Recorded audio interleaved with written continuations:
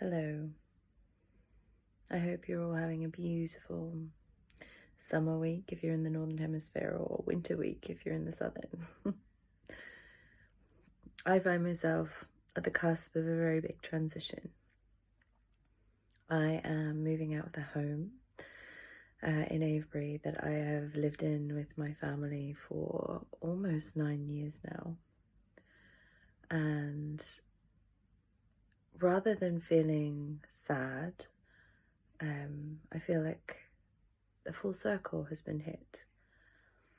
And I've been reflecting much on this as the week has gone past, around this innate human resistance to change, how change is one of the only constants in our lives, and yet it's possibly the hardest lesson that we'll ever have to learn, which is to embrace change fully, to embrace the call of a new adventure.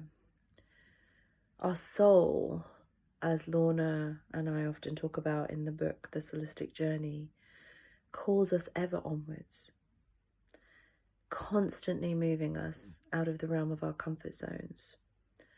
Because if we stay too long in a place that is not feeding and nurturing our soul, it becomes a discomfort zone. No matter how well known or cozy, it's still discomfort. It still grates or rubs up against us like a rough sweater.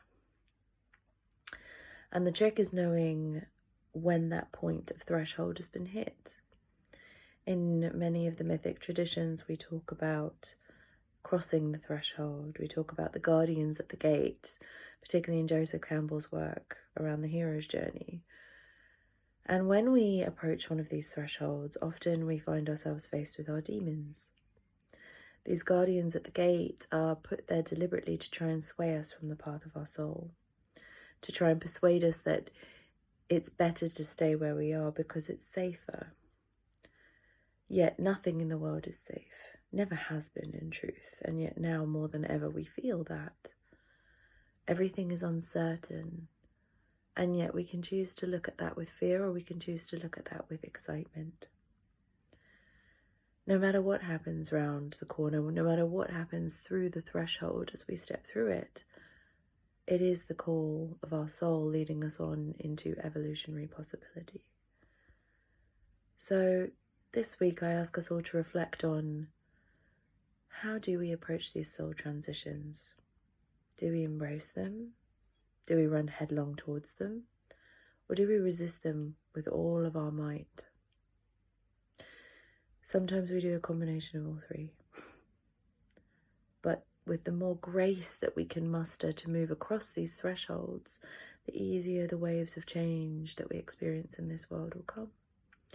And we'll end up surfing those waves rather than getting hit by them. So stop today and contemplate, what transitions is your soul trying to lead you into? And are you running away from them, or are you embracing them?